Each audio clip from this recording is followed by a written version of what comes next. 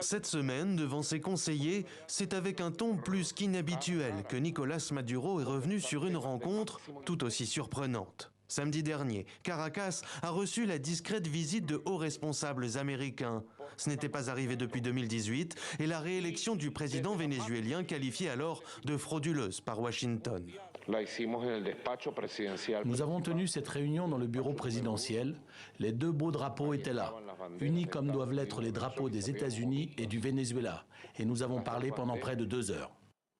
Le ton inédit de la part du président vénézuélien qui a qualifié la réunion de respectueuse, cordiale et très diplomatique est-il un signe de détente entre les deux pays? De son côté, Washington a donné quelques détails sur la rencontre.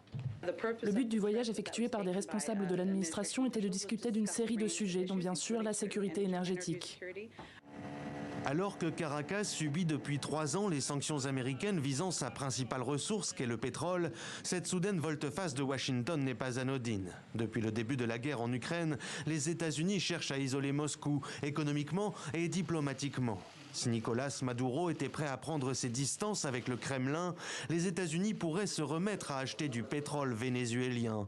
Une solution plus que plausible depuis hier. Lors d'une allocution à la Maison-Blanche, Joe Biden a décidé d'interdire l'importation de pétrole venu de Russie.